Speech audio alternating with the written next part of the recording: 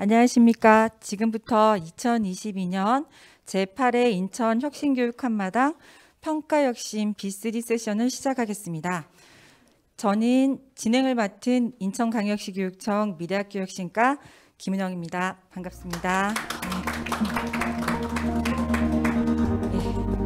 먼저 발제를 맡아주신 분과 패널 분들을 소개하겠습니다. 인하대학교 조윤영 교수님이 발제를 해주시겠습니다. 반갑습니다. 그리고 인하대학교 손민호 교수님이 패널로 참가해 주셨습니다. 그리고 인하대학교 이기동 교수님이십니다. 그리고 선악중학교 한혜연 선생님이십니다. 그리고 오늘 또 게스트로 체드윅 MIP 국어 선생님이신 안지영 선생님도 함께 오셨습니다. 감사합니다. 그리고 오늘 바쁜 일정 중에도 참석해 주신 온 오프라인 참석자님께도 감사드립니다. 오늘 세션은 약 90분 정도 진행될 예정입니다. 그리고 그럼 오늘 저희가 함께할 인천형 수업평가혁신 방안 탐색이라는 주제로 세션을 시작하겠습니다. 감사합니다. 조윤영 교수님을 큰 박수로 맞이합니다.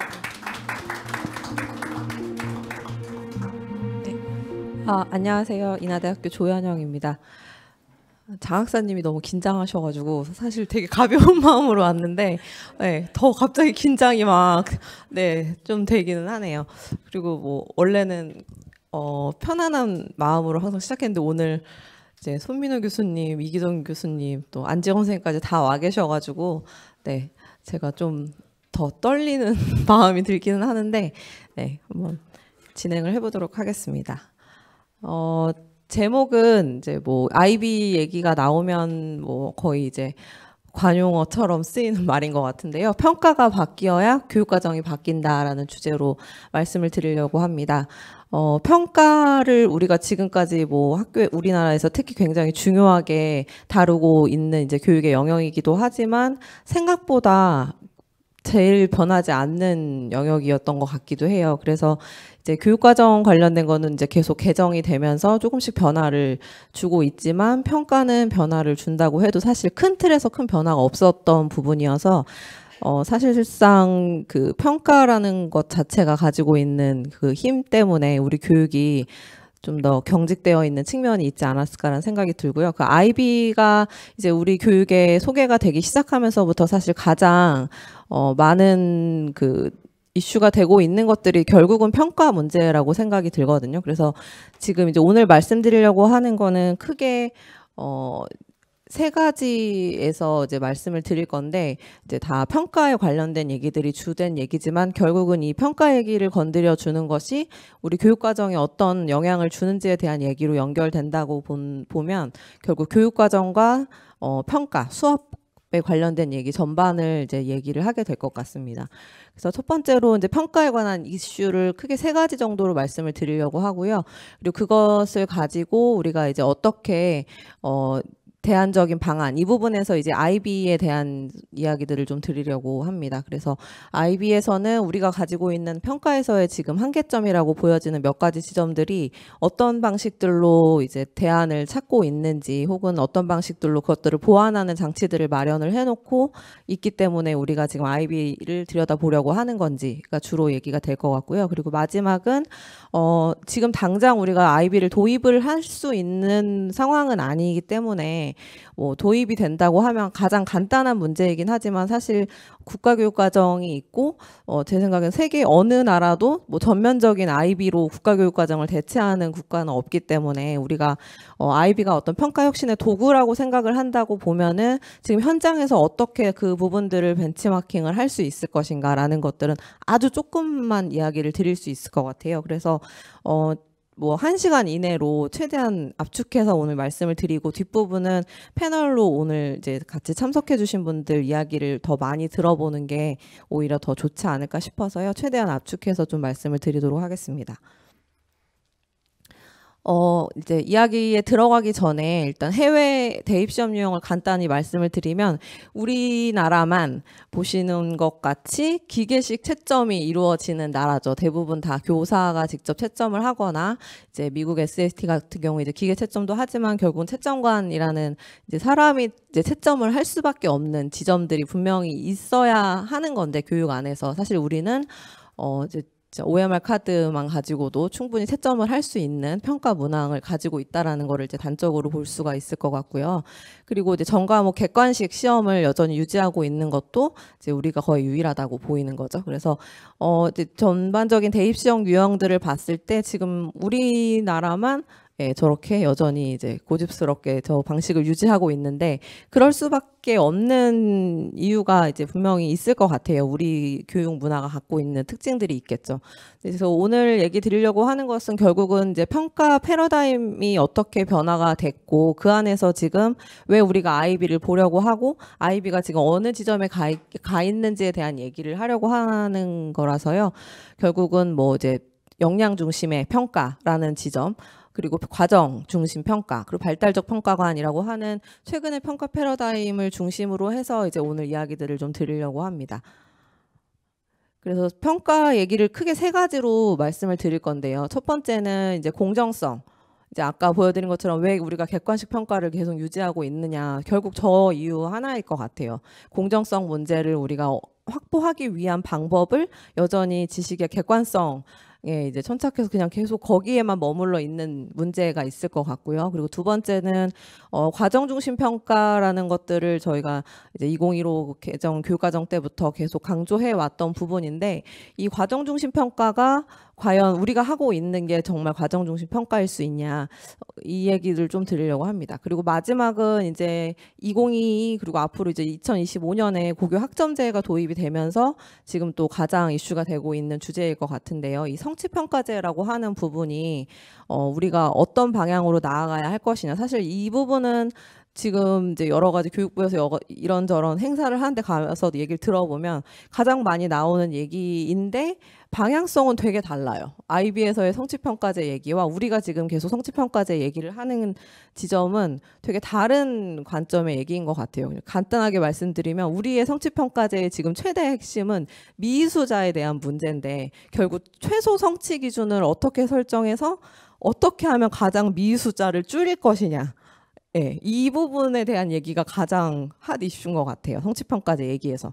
그래서 그 IB에서의 성취평가제가 그 평가를 어떻게 평가 수준을 표준화해서 그 안에서 성취의 책무성을 가지고 갈 것이냐라고 하는 지점에 있다면 사실 우리도 본질적으로는 같은 방향성을 취하고 있지만 그럼에도 불구하고 실질적으로 또 방법적인 부분으로 들어가면은 미수자를 최소화시키기 위한 그 이제 성취 채점 기준과 성취 수준을 어떻게 설정할 거냐 이런 부분에 이제 더 집중하고 있다라는 걸로 봐서는 지금 성취평가제가 과연 제대로 방향을 잡고 가고 있느냐라는 부분도 분명히 짚어봐야 될 것 같고요. 그래서 이제 평가 공정성에 대한 얘기를 먼저 좀 드리면 우리가 그 수능 객관식은 그냥 뭐 별 이견 없이 그냥 객관적 지식 가지고 얘기를 하니까요. 그래 공정하다라고 인정해 줄 수 있을 수도 있어요. 근데 그럼 이제 수행평가는 우리가 그렇게 강조하는 객관적 지식을 가지고 평가를 한다라고 했을 때 수행평가가 과연 그렇게 볼 수 있냐. 지금 우리가 하고 있는 수행평가 방식이. 그래서 거기에서 이제 볼 수 있는 첫 번째가 이 학교 간 교사 간 격차라고 하는 문제일 것 같거든요. 근데 저희가 이제 2019년도에 관련 연구를 진행을 했었는데요. 거기에서 이제 인천 동일한 학기에 동일 과목 선생님 두 분께 저희가 요청을 드린 거예요. 그래서 통합과학 과목에 대한 평가 계획을 좀 보여달라고 요청을 드렸더니 이렇게 두 개를 가지고 오셨어요. 각각.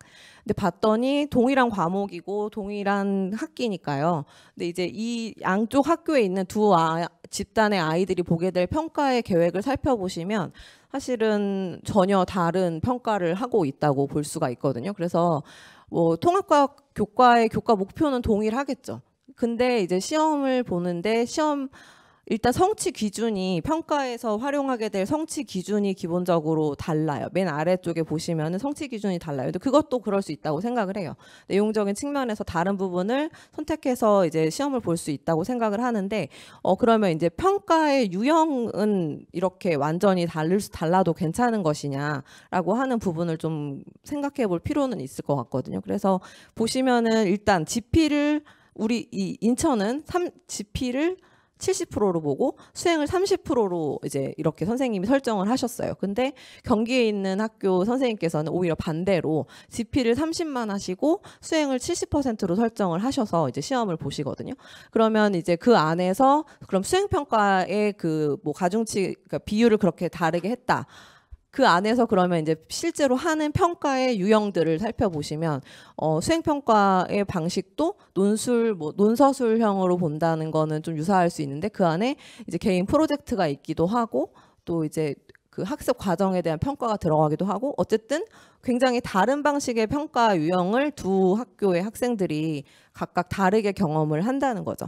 그랬을 때 이제 이게 뭐 교사별 평가고 교사별 교육과정이기 때문에 가장 맥락에 맞게끔 평가를 이제 하고 있다라고 이제 해석할 수도 있지만 문제는 이게 대입 상황에서는 내신 등급제로 산출이 된다고 보았을 때는 전혀 다른 평가 도구로 평가를 한 학생들이 동일한 과목에서 그 등급으로만 이제 비교가 되는 게 과연 공정한 것이냐라는 이제 문제가 발생을 할 것 같아요. 근데 사실 이 부분을 우리가 왜 그렇게 민감하게 생각하지 않았을까 좀 의아할 정도거든요. 수능에서는 사실 한 문제 가지고도 막 소송까지 가는 상황에서 이렇게 다른 평가를 하고 있는데도 왜 여기에 대해서는 누구도 문제 삼지 않았을까 좀 신기할 정도예요. 사실 생각해 보면.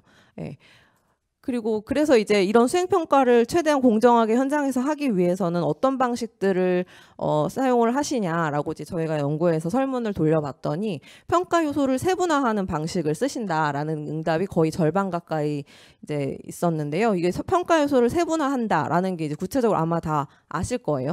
이게 지금 경기도 어떤 중학교 3학년 학생이 한 학기 동안 치르게 되는 수행평가의 개수인데 거의 뭐 40-50개 이상 하는 거죠. 이제 이건 어쩔 수 없는 거를 다 아마 이제 이해하시죠. 왜냐하면 하나의 평가만 가지고 그 아이한테 그 모든 점수를 부여한다라고 하는 것 자체가 사실 선생님한테도 굉장히 부담이 큰 상황이기 때문에 특히 이제 지필은 뭐 객관적인 지식을 딱 근거로 평가하기 때문에 부담감이 적으실 수 있는데 수행평가 같은 경우에는 교사의 판단이 들어가는 지점의 평가들이 있을 수밖에 없기 때문에 거기에서 너무 많은 비중과 과제에 대한 그 하나의 과제를 가지고 평가를 하게 됐을 경우에 교사가 감당해야 되는 그 이의 제기라든지 여러 가지 상황들이 있을 수 있죠. 그래서 그런 부분들을 이제 좀 최대한 세분화해서 한다라고 했을 때 한 과목에 기본적으로 3개, 보통 평균 한 4개 정도의 수행평가를 이제 해서 그걸 분산을 시키죠.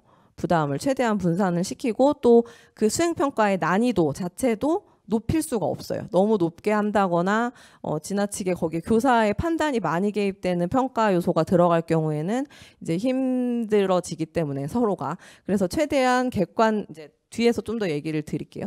어쨌든 그런 식으로 해서 수행평가를 최대한 많이 늘리고 수행평가의 난이도도 최대한 좀 너무 부담스럽지 않은 수준에서 하다 보니까 사실상 이 평가가 그 학생의 수행을 평가한다라고 하는 본질적인 목적보다는 약간의 평가를 통해서 점수를 그러니까 지필에서의 엄청난 변별을 주는 것에 대한 약간의 보완책으로 아이들한테 학습의 동기나 어떤 참여를 유도하는 방식의 어떤 도구 과정 중심 평가의 도구처럼 사용이 되고 있기는 하죠. 근데 그 평가 자체가 과연 그만큼 목적만큼 아이들에게 학습적으로 교육적으로 의미 있게 활용되냐라고 하는 부분들은 좀 검토가 필요한 부분이라고 생각이 돼요.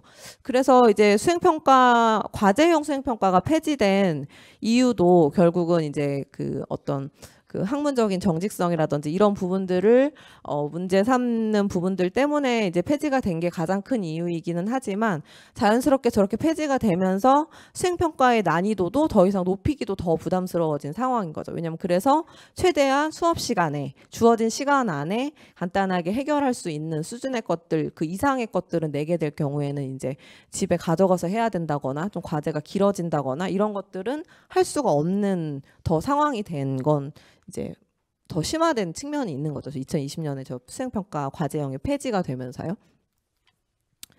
그래서 이제 이런 수행평가의 현장의 방식들을 더 이제 심화시킨 게 이 과정 중심 평가라는 것이 더 강조되면서였던 것 같기도 해요. 그래서 그 아이들의 모든 학습 과정을 평가를 함으로써 아이들을 더 수업에 열심히 참여하게끔 하는 목적으로 쓸 수 있고, 모든 수업이 그러니까 모든 수업의 과정이 그냥 그 수업 자체가 평가다라고 하는, 어떻게 보면 되게 오히려 그래서 평가를 따로 하지 않아도 모든 수업의 과정을 평가에 담아준다라고 해서 부담을 줄여주는 것 같은 느낌도 얼핏 들기는 하지만, 실질적으로 아이들 입장에서는 모든 상황이 평가의 상황이다 보니까 굉장히 평가에 올가매어져서 이제 그 학습에 그냥 내재적인 가치나 목적 자체에 집중하기에는 좀 어려운 그런 상황이 된 측면이 있죠.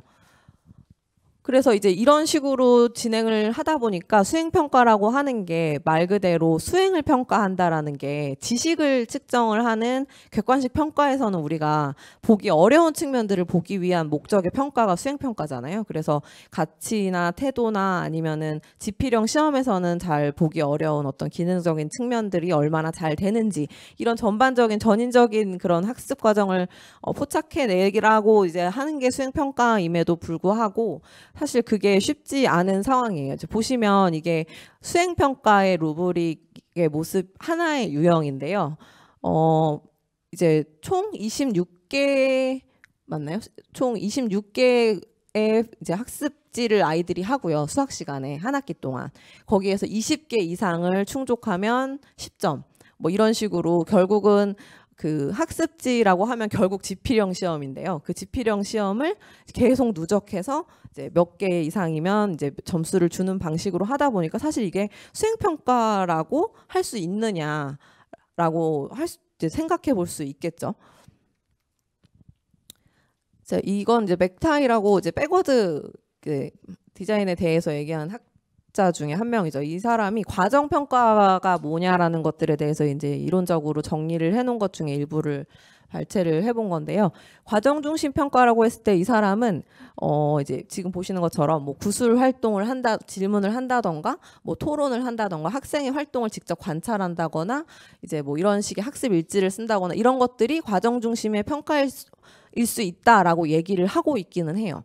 근데 이제 문제는 뭐냐면요. 이것들이 과정 중심의 평가라고 하는 것이 우리도 동일하게 이런 것들을 활용을 하고 있고, 실제로 이거를 수행평가 요소들로 활용을 하고 있지만, 이 이제 기본적으로 평가 개론서에도 평가 개념 자체로 얘기할 때도 이 과정 중심의 평가, 학습의 과정이라고 하는 것들을, 어떤 것들이 형성되는 과정이라고 봤을 때, 형성평가는 평가하지 않는 것이 바람직하다라고 이론적으로도 개념적으로도 설명을 하고 있거든요.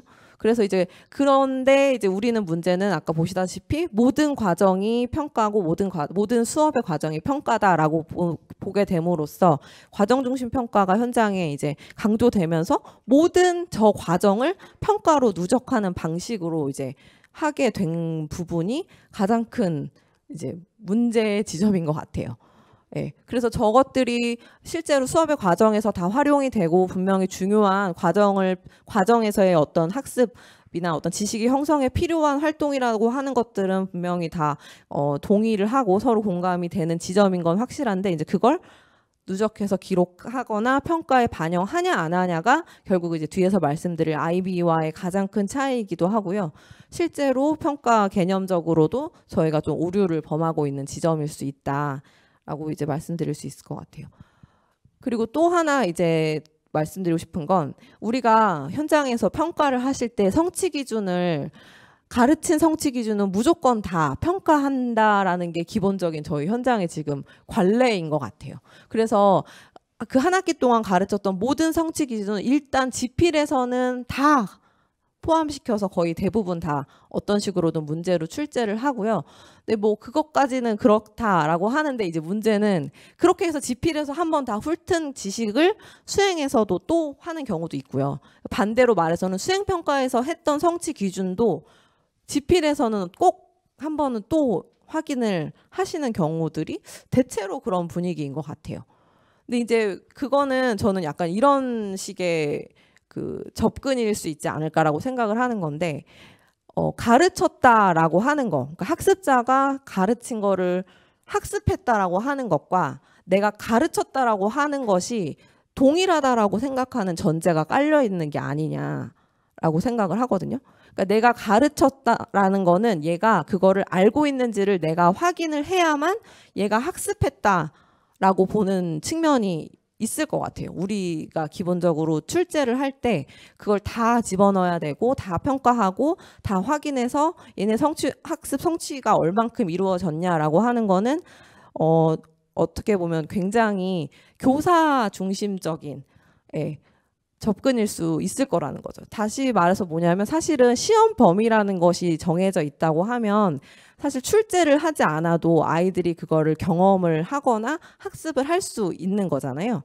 그걸 꼭 내 눈으로 확인하고 맞았다 틀렸다를 하지 않아도 사실 경험을 할 거고, 그리고 시험 범위가 아니더라도 사실 학습 과정에서 아이들이 그걸 경험을 했을 거다라고 하는 그 보이지 않는 영역에서 일어나는 학습이라는 거를 우리가 좀 용인하지 않는 그 문화가 있지 않느냐라는 생각이 좀 드는 부분이거든요. 이 성취평가제 얘기로 이제 좀 더 이어져서 얘기를 드리자면, 그래서 앞에 수행평가가 이제 강조가 되고 현장에 수행평가에 대한 평가 방식으로서 성취평가제가 활용이 되기 시작을 하면서 이제 현장에서는 이 성취평가제를 위한 평가 채점 기준표, 흔히 루브릭이라고 하는 것을 어떻게 만들 것이냐라고 하는 것들이 매학기 선생님들께서 이제 고생하시는 지점이시죠. 그래서 이 고교학점제가 도입이 되면서 지금 더 이제 중요하게 여겨지기 시작했고요. 그리고 선택 교과가 늘어나면서 이제 그 교과마다 평가를 다 각각 설계하고 만들어야 된다라는 이제 문제들이 생겨났고, 또 이제 이 성취평가제를 통해서 미수자를 또 걸러내야 하는 이런 상황까지 다 겹치면서 이 성취평가제를 어떻게 체계화할 것이냐라는 게 사실 지금 굉장히 중요한 지점이고, 우리 앞으로 교육의 질이라는 게 어떻게 달라질지를 이제 결정짓는 되게 중요한 지점이 될 거라고 생각을 해요. 근데 이 성취평가제라는 게 실제로 현장에서 수행평가의 이제 평가도구로 사용이 되고 있는데, 실제로는 어떻게 활용이 되고 있는지를 말씀을 드리면, 이 성취평가제의 본질적인 목적이 아이들의 성취 수준이라는 것을 정말 이제 줄 세우기가 아니라 정말 성취한 정도를 측정을 해내고, 그리고 최대한 아이들을 그 가장 높은 성취 수준까지 끌어올려서 모든 아이들에게 다 그 책무성 있는 교육을 하게끔 하자. 이게 뭐죠? 네. 네. 그래서 이제 하는 게 목적이잖아요. 그리고 이제 수행평가를 하는 도구이기도 하기 때문에 사실 정성적인 평가 요소들이 굉장히 많이 들어갈 수밖에 없는 평가 도구의 모습을 갖추는 게 되게 중요한 지점인 것 같아요. 근데 왼쪽 걸 보시면은 이거는 이제 정말 정보 공시용, 그러니까 굉장히 공식적인 문서의 모습이거든요. 그래서 보시면은 굉장히 정성적인 측면들을 측정하게끔 되어 있죠. 그래서 제가 일로 가면은 안 보이는데 괜찮나요? 네, 보시면은 주도적으로 토의에 참여한다. 그 두 번째 4점, 배점 4점을 보시면은 여기서는 이제 그냥 토의에 참여한다. 뭐 이런 식으로 굉장히 정성적인 측면으로 구분이 되어 있다 보니까 현장에서 평가하실 때 주도성이라는 거를 얼만큼을 4점을 줄 거냐 3점을 줄 거냐 이제 이런 문제들이 생겨나기 시작을 하죠. 그래서 이제 실제로 정보 공시용으로 학기 초에 저렇게 공시가 되는 것과 별도로 실제 선생님들께서는 현장에서 수행평가를 보기 직전에 뭐 일주일 전이면 일주일 전 이쯤에 안내문이 나갈 수밖에 없는 것들이 있다고 하세요. 물론 뭐 모든 선생님이 그러시진 않겠지만 그냥 저는 지금 평균치를 말씀을 드리는 걸 것 같아요. 그래서 그 안내문을 나가는 게 이제 보통 어떤 식이냐, 그럼 이제 비교를 해보면요. 정보공시에서는 논의의 주제를 마련하여 주도적으로 토의에 참여한다라고 얘기를 하지만 실제로 이 주도성이라고 하는 거를 정성적으로 평가하기가 어렵기 때문에 횟수로 해서 5번 이상 토의에서 발언하면 4점, 뭐 3번이면 3점 뭐 이런 식으로 줄 수밖에 없는, 이거는 이제 선생님들께서 잘못하고 계시는 게 아니라 현장에서 이거를 이제 이의 제기라는 굉장히 무서운 것들이 있기 때문에 어쩔 수 없이 이런 장치를 마련을 하실 수밖에 없는 거죠. 그리고 밑에서 이제 2번째 것도 보시면 사회 문제와 관련한 모두먼과의 다양한 논의, 다양한이라는 게 이제 또 얼만큼 다양해야 4점이냐 이게 또 있기 때문에 사회적 문제 3개, 2개, 1개 이걸 가지고 이제 다양한 것에서도 정량적으로 점수를 이제 줄 수밖에 없네. 그러면 이제 결국은 이게 지필고사와의 차이는 뭐냐? 예, 숫자로 찍는 거냐, 글씨로 쓰는 거냐의 차이냐, 뭐 이렇게 생각할 수도 있는 거죠.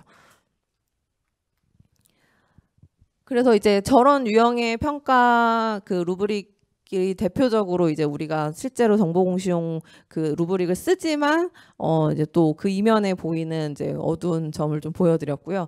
또 이제 크게 정성평가의 루브릭으로 사용되는 유형이 3가지일 것 같은데 이 3가지 유형을 보여드리면 첫 번째는 아까 말씀드린 것처럼 그 정량화해서 굉장히 그 아이들의 과정을 다 정량화해서 개수로 측정을 해서 배점을 주는 방식, 이제 뭐 이거는 이제 거의 정성적인 요소가 거의 없다라고 할 수 있을 정도의 그런 루브릭의 유형 첫 번째일 것 같고요. 2번째는 이제 이거는 4가지 채점 기준이 있어요. 근데 이거에서 뭐가 문제일 수 있을까요? 이렇게 4가지 채점 기준을 주고 비교적 그래도 정성적으로 아주 정량화하진 않는 것 같다라고 보여지지만 실제로 이게 이제 뒤에서 저희가 IB 평가 그 루브릭이랑 비교해 봤을 때 기본적으로 갖는 큰 차이가 있죠. 뭐 정답을 그냥 빨리 말씀을 드리면 뭐냐면 첫 번째 채점 기준과 4번째 채점 기준을 비교를 해보시면요. 첫 번째 거는 논술 주제에 대한 자신의 의견을 제가 눈이 안 좋아요. 잘 안 보여. 네, 뒷받침하는 타당한 근거나 이유를 적절하게 제시하였나라는 굉장히 난이도가 있는 채점 기준이에요. 근데 4번째 채점 기준은 제때 제출했는가예요. 근데 이제 보시면 배점이 충족 조건을 개수로만 하다 보면 아이들 입장에선 결국은 3개 충족이다라고 하면 1, 2, 3을 충족하나 2, 3, 4를 충족하나 애들 입장에선 똑같이 8점이거든요. 그러면은 대충 써서 제 날짜에 맞춰내는 게 훨씬 낫죠. 열심히 쓰느라고 시간 오래 걸리다가 이제 4번째 기준을 충족을 못하면 점수가 똑같이 8점인 거예요. 그러니까 이제 결국은 이 배채점 기준에서의 어떤 그 배점이라고 하는 것과 가중치라고 하는 것도 우리가 조금 더 정교하게 설교할 필요가 있다.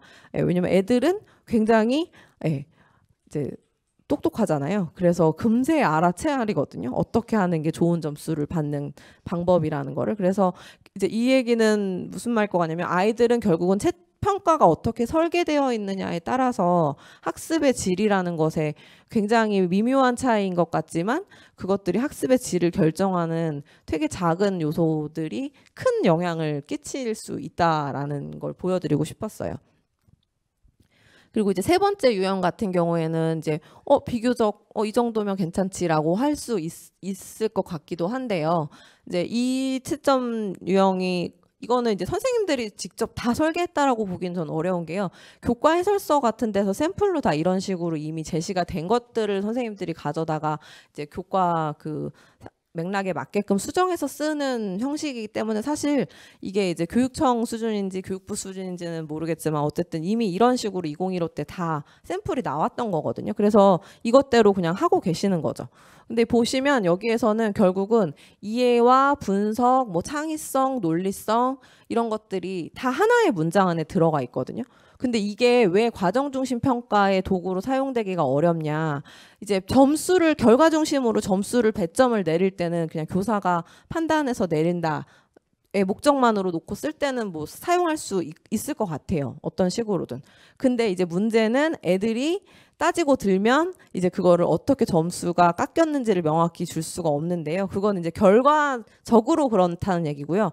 실제 과정에서 이거를 쓸 수가 없죠. 왜냐하면 애들이 뭔가 써가지고 왔는데 너가 11점이야 라고 하면 애들이 제가 왜 11점이에요 라고 했을 때 너는 어디에서 뭐가 부족해서 이점이 깎였어라는 도구로 사용이 되려면 이 각각의 채점 기준이 각각 그 평가 요소별로 구분이 되어 있어야만 이거를 과정상에서 피드백 도구로 활용을 할 수가 있거든요. 명확하게 어떤 지점들에 대한 보완이 필요하다라는 근거로 쓸 수 있는 도구가 될 수 있는데 지금 상태로는 다 이게 그냥 뭉뚱그려져 있기 때문에 이거를 그대로 사용하기에는 어려움이 있을 수밖에 없죠. 그러니까 실질적으로 과정 중심 평가가 수행평가로 활용이 되고 이런 루브릭들이 수행평가 도구로 쓰여지고 있다라고 하는 지금 이 어떤 시스템과 평가 도구들 자체가 실질적으로 과정 중심의 평가 혹은 과정에서의 피드백을 이렇게 장려하는 도구로서의 역할을 사실 하기는 힘들게 이미 세팅이 되어 있는 건 사실이에요. 그래서 현장에서 선생님들께서는 사실은 내려온 샘플을 가지고 활용하실 수밖에 없는 상황에서 이 정도 수준에서 저희가 지금 받아서 쓰고 있었던 거거든요. 그러니까 이제 좀 전면적으로 좀 더 정교화할 필요가 있기는 있는 거죠. 물론 여기에서 굉장히 많이 고치고 또 되게 노력을 많이 하셔서 본인만의 루브릭을 사용하는 분들도 굉장히 많다고 들었거든요. 근데 이제 사실은 그냥 어떤 평균치만 놓고 봤을 때는 사실 이런 도구들을 그냥 일반적으로는 사용을 하고 있는 게 현실이기는 하죠. 그래서 지금까지 보여드린 것대로 말씀을 드리자면 이렇게 우리가 교사 평가권이라고 하는 것들을 굉장히 많이 우리 교사들에게 자율성을 준 상황이죠. 우리는 다 루브릭도 직접 만드시고 과제도 다 만드시고 이렇게 하시는데 문제는 그렇게 자율성을 많이 부여해 드렸던 부분들이 과연 학생의 학습권이라는 것들을 보장해 줄 수 있는 방식일 수 있었냐. 교사에게 굉장히 많이 권한을 주었던 것들이 과연 교사들에게도 좋기만 했던 것이냐. 예, 왜냐하면 오히려 그로 인해서 어떤 교사에게 더 자율성보다는 교과서 지식에 의존해서 출제할 수밖에 없게 만드는 오히려 그 자율성 때문에 이의제기나 이런 것들을 더 교사가 스스로 다 감당해야 되는 그런 상황들로 만든 측면도 있지 않겠냐. 그래서 그것들을 뭔가 좀 더 체계화하고 그것들을 보호해 줄 수 있는 장치들이 좀 더 필요한 것은 아니겠냐라는 생각들이 좀 드는 지점들이 있는 것 같아요. 그래서 이제 그러면 IB에서는 이런 부분들을 어떻게 보완을 하려고 하고 있느냐라는 것들일 것 같은데요. 일단 IB에서는 기본적으로 우리가 앞에서 보셨던 그 수행평가 과제처럼 굉장히 짧은 호흡의 과제들을 수업 시간에는 할 수는 있겠지만 기본적으로 평가로 반영하는 총괄평가 형태의 과제들 혹은 이제 중간에 형성평가를 할 때도 아주 정보성으로 정리하는 과제들보다는 좀 더 탐구 중심의 과제들을 설계를 하게끔 이제 계속 독려를 하는 상황이죠. 그래서 이게 IB 문서상에 나오는 건데요. 그 학생들한테 그 연구 문제를 설정을 한다라고 했을 때 어떻게 설정을 하는 것이 좋냐라는 것들로 이제 예시로 보여주고 있는 것들일 것 같은데 그냥 뭐 중국 연극의 역사는 무엇인가라고 했을 때 딱 검색하면은 쭈르륵 나올 수 있는 어떤 정보성의 시험은 사실은 볼 필요는 없는 거죠. 네.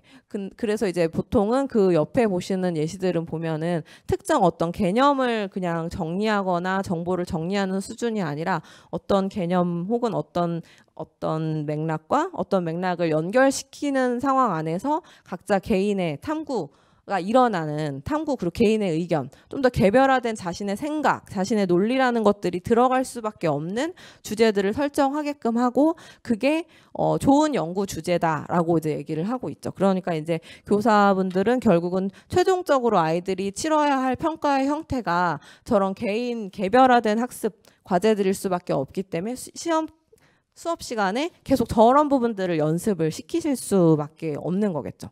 그냥 교과서에 있는 지식을 고스란히 옮겨 적는 것들이 필요한 게 아니기 때문에 그래서 이제 이런 식의 심층 과제, 그러니까 주제가 저렇게 설정이 돼버리면 사실은 아주 짧은 호흡으로 수업 시간을 해치울 수 있는 과제는 아닌 거예요. 그렇죠. 그러면 이제 좀 어느 정도의 기간을 가지고 수행할 수밖에 없는데 IB에서 왜 그러면 이런 심층 학습을 기본적으로 하는 것을 중요하게 볼 것이냐일 것 같아요. 실제로 이제 이거는 IB DP에서 페이퍼 2에 해당하는 것 같아요. 그렇죠? 페이퍼 2에 해당하는 평가 과제의 형태인데요. 이게 우리로 치면 수능 시험인 거죠. 그래서 이제 실제 시험장에 가서 1시간 반 정도 시간 동안 저 중에 한 문제를 선택해서 아이들이 시험을 보거든요. 그러면 이제 한 문제를 선택해서 보는 그 시험의 형태가 어떻냐라는 건데요. 예를 들어 4번을 선택을 하게 되면 은유법에 대한 것들을 이제 아이들이 써야 되는 게 이제 시험 문제인 거예요. 저게 2년 동안 아이들이 국어 이제 코리안 과목을 이수를 하고 보게 되는 시험 문제인데요.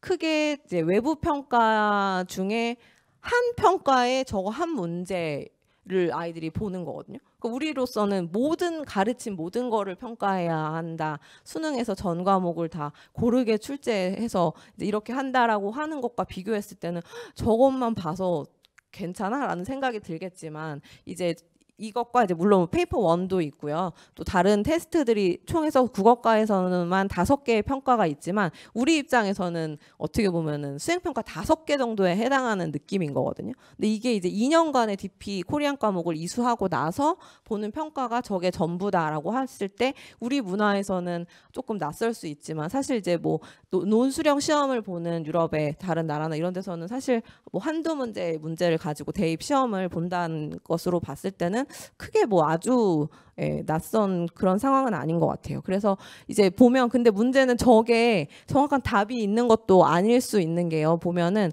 아이들이 은유법을 설명하기 위해서 자기가 공부했던 작품 2개를 선택해서 쓰게끔 해요. 그러면 그 작품 2개라는 거는 아이들마다 다를 수 있죠. 왜냐하면 그 선생님마다도 다르거든요. 아이비는 교과서가 없기 때문에 선생님마다도 다 다른 작품을 하는 상황에서 그렇다고 2개의 작품만 배운 것도 아닌데 그 많은 작품 중에서 2개를 선택하는 거기 때문에 그 전 세계의 코리안 과목을 이수한 학생들 중에 저 4번 문제를 푸는 아이들에게도 사실 답안이 다 다르게 나오는 상황인 거죠. 그러면 이제 저거를 어떻게 우리가 평가를 하냐라는 게 이제 가장 궁금한 지점이실 것 같아요. 이제 그러면 이제 결국은 그 IB의 평가 시스템에 대한 얘기를 안 할 수가 없는데요. 저렇게 개별화된 과제를 한다라는 것은 결국은 답안이 다 다른데 그러면 이제 그거를 평가하는 도구가 어떻게 되냐. 사실은 앞에서 보셨던 저희가 봤던 그런 정성적인 평가 루브릭과 유사한 형태를 띠고 있기 때문에 굉장히 모호한 기준들이 적용이 되는 건 사실이거든요. 그래서 얼마나 뭐 아주 뭐 정확히 지금 용어들을 생각 안 나지만 뭐 굉장히 뭐 섬세하게 했느냐, 뭐 미흡하게 했느냐 이런 기준들을 가지고 평가를 하게끔 되어 있기는 해요. 루브릭 상에서 IB에서도. 그런데 그게 어떻게 그게 공정하게 평가가 된다라고 이제 사람들이 신뢰를 하느냐라는 걸 것 같거든요.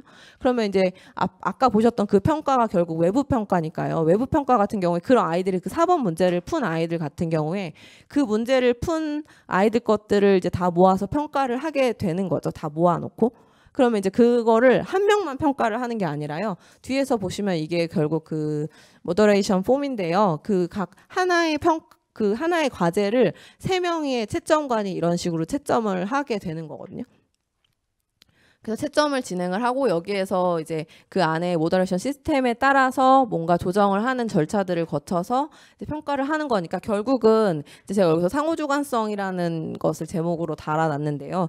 우리가 이제 평가를 했을 때 객관성을 중심으로 평가를 계속 하는 거죠. 우리는 객관적 지식이라는 걸 가지고 공정하냐 공정하지 않냐를 얘기를 한다면 여기에서는 이제 선생님들 현장에서 평가해 보시면 느끼실 거예요. 분명히 이게 자기 얘기를 하고 있지만 얘가 이거를 이해를 해서 어떤 충분히 그 원리를 이해하고 하는 얘기인지 그렇지 않은지라고 하는 그 질적인 차이라는 거를 각자의 서로 다른 말로 한다고 해도 사실 선생님들은 다 느끼실 수 있는 거거든요. 그쵸? 맞죠? 네. 터무니없게 여기지는 않으시죠. 얘가 쟤보다 더 잘 이해하고 있는 것 같아라는 것들이 분명히 보인다는 거거든요. 그래서 이제 이렇게 평가를 이렇게 각 3명이 평가를 하면요. 그 안에서 이제 그게 보여지는 문제일 것 같아요. 그래서 결국은 그 지식이라고 하는 것들 혹은 이제 그 어떤 결과에 대한 평가라고 하는 것들이 실제 맥락에서의 평가랑 사실 비교해 보면 저는 같을 것 같은데요. A라는 사람과 B라는 사람, C라는 사람이 있을 때 누가 더 역량이 뛰어나냐라고 하는 거를 우리가 정확하게 객관적으로 판단할 수 있냐는 거예요. 저 사람이 한 말과 이 사람이 한 말과 한 말이 누구 말이 훨씬 더 좋은 말이다라고 그렇게 명료하게 사실 객관적으로 판단하기는 쉽지 않죠. 근데 우리는 어떤 그 공감의 영역 안에서 저게 더 나은 것 같아라고 하는 지점. 사실 이게 평가에서만 적용이 되는 게 아니라 사실 지식이 어떻게 생성이 되느냐라고 하는 그 지식 그 IB의 TOK가 기본적으로 전제를 깔고 있는 지식의 생성이라는 지점에서 동일하게 전제를 가지고 있는 영역이기도 문제이기도 한 거죠. 그래서 아이들이 쓴 답안이라고 하는 게 누구께 더 잘 썼냐라고 하는 거를 객관적인 지식, 우리가 흔히 키워드라고 하는 걸로만 평가는 할 수는 없잖아요. 그래서 분명히 그 키워드로는 평가할 수 없지만 정성적인 측면의 것들이 분명히 존재를 하고 그거는 결국 사람들이 느끼는 어떤 그 공감의 영역 안에서 결정이 되는 부분이다라고 생각을 해서 저 절차를 거쳐서 이제 몇 차례의 그 공감의 영역들에서 통과가 되면 점수가 이렇게 배점이 되는 방식으로 원리는 일단 저렇게 되는데요. 이제 우리는 그러면 이제 현장에서 가장 우려하시는 거는 지금 한 명 거 채점하는 것도 힘든데, 한 명 거를 지금 거의 5명, 6명씩 붙는 게 가능하냐. 이제 아이비는 이제 샘플 표집을 하는 방식으로 이제 해서요. 지도교사가 1차적으로 채점을 한 걸 내부 평가 같은 경우에는 평가를 한 거를 이제 거기에서 샘플로 예를 들어 몇 개씩 추려서 가지고 가서요. 학교별로 추려진 것들을 모아놓고 그 안에서 또 비교를 하는 과정을 거쳐서요. 예를 들어 A학교 아이들이 B학교 아이들보다 다 5점씩 높게 줘요. 왜냐하면 한 교사가 채점한 거기 때문에 그 교사의 일관성 안에서는 그 집단 아이들은 동일하게 점수가 이제 일관성 있게 줬을 거라는 전제하에 이제 조정을 하게 되는 거죠. 그래서 A학교, B학교의 점수 차이가 동일 수준의 아이가 얘네 학교만 5점씩 다 높게 줬다. 그러면 이 조정 절차 안에서 이 학교 선생님이 채점한 모든 아이들의 점수가 5점씩 다 내려가요. 그리고 다른 학교 또 너무 낮게 줬다. 그럼 그 아이들 거는 다 몇 점씩 다 올려주고. 그래서 저희가 처음에 보여드렸던 학교 간 교사별 학교 간 격차나 교사 간 격차라고 하는 것들도 이 지점에서 조정이 이루어질 수 있게 하는 거죠. 그래서 그 아이들의 평가 결과라는 것들이 전 세계 단위로 비교하고 그 안에서 이제 조정할 수 있게끔 해서 자연스럽게 교육의 질이라는 것도 그 안에서 조정될 수 있게끔 하는 장치로도 사실 그게 더 궁극적인 목적이겠죠. 평가의 공정성 도 중요한 부분이지만 그걸 통해서 이제 환류라는 것들을 볼 때 그 결과라는 게 절대 비교가 가능하니까요. 우리는 서로 다른 평가였기 때문에 그거 두 개를 비교하는 것 자체가 의미가 없는데 동일한 평가를 서로 다른 학교에서 했지만 채점의 과정이 이제 동일하다라고 보면은 비교가 가능한 거죠.